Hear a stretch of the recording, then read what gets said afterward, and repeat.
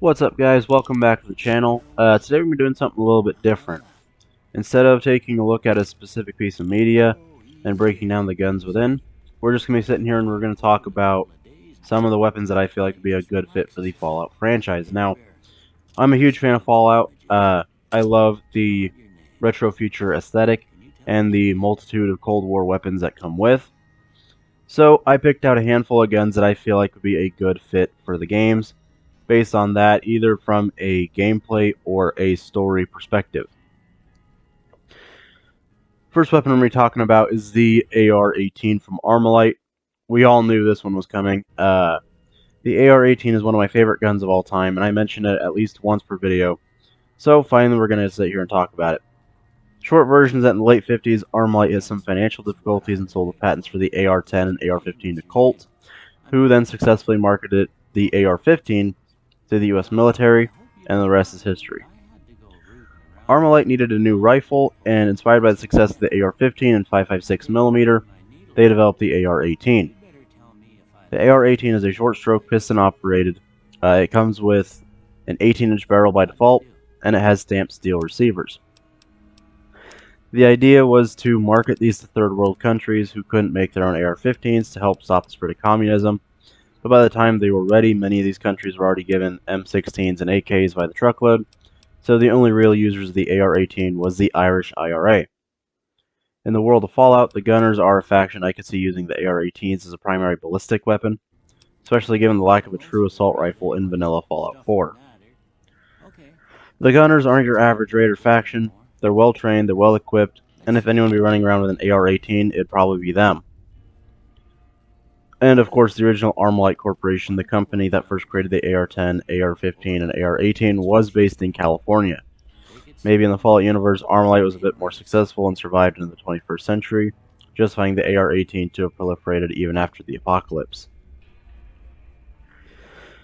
Next weapon here we're going to be talking about is the M1 carbine.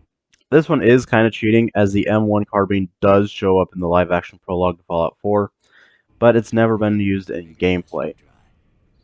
So that means it's fair game for this list. Now, the M1 Garand did appear as the battle rifle in Fallout New Vegas, but the M1 carbine is not to be confused with that rifle, as it is lighter, shorter, softer recoiling defensive weapon, intended more for support roles like vehicle drivers or chefs. Some regard the M1 as the first PDW or personal defense weapon, kind of like the MP7 or P90, as it straddles the line between portability of a handgun cartridge and the effectiveness of a rifle. And that's where I could see it showing up in a Fallout game, as a low-level starting rifle in a similar vein to the Varmint rifle from Fallout New Vegas, or the combat rifle from Fallout 4. Similar to the M1 carbine, the IMI Galil did appear in Fallout 4's live-action prologue, but presumably this time it's only there to stand in for Fallout 3's Chinese assault rifle, which itself is a rather strange collection of parts from various different rifles. The Galil, though, is pretty much Israel's answer to the AK. They took the bomb-proof operating system of the AK and coupled it with the 5.56 cartridge used by their American allies, and they even added a bottle opener to the receiver of the rifle so their soldiers wouldn't bend their magazines trying to pop soda bottles. If that doesn't scream Fallout, then I don't know what does. If I'm being honest, so far I've just been picking guns that I really like, but being it was made in the Cold War and variants of it are actually still used today, I feel like you could probably justify the Galil in a Fallout game. As far as where in the Fallout universe it might appear, I'd say it's probably the closest thing we have in real life to Fallout 1 and 2's AK-112, so maybe if we ever get another game set in California, we might see the Galil. The PP-19 Bison, or its less notable successor, but probably far from more successful successor, the PP-1901 Vitiaz, would be, in my opinion, an excellent fit for the Fallout franchise, as historically we've had Chinese counterparts to the American assault rifles featured in the games, the Chinese counterparts to the handguns featured in the games, but to date we've never really seen a Chinese or communist-made submachine gun. The Bison and Vitiaz are both Russian submachine guns chambered in 9mm, both 9x18 Makarov and 9x19 Parabellum, based on the AKS-74 carbine. While there are more modern entries in the AK family, Their relationship to the AK platform puts this connection parallel to the marksman carbine found in New Vegas, and being a pistol caliber entry into the series makes it. What do you say you have a look at this? Tell me what I have some weird syntax on my notes here. Please stand by. Okay.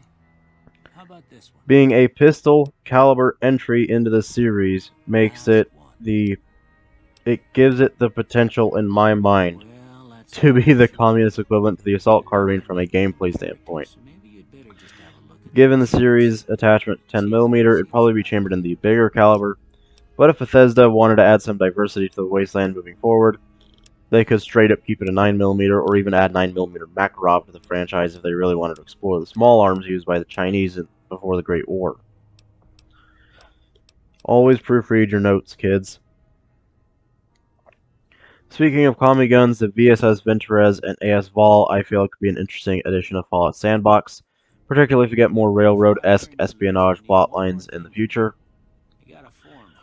What makes these weapons special is that they're integrally suppressed, meaning the suppressor is a part of the barrel, and they fire the 9x39mm round, which is based on the Soviet 7.62x39 that the AK uses, but it's necked up to accept a 9mm bullet.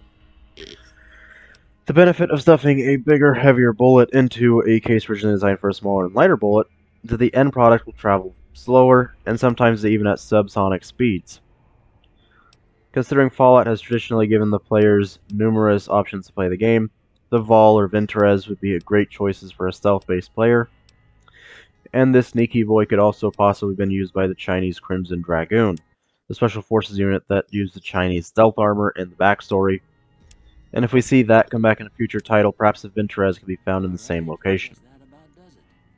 As a quick side note, the Chinese assault rifle in Fallout 3 did use a stock that is visually similar to that from the Vol. I'll explore that connection more when I get around to making a Fallout 3 video.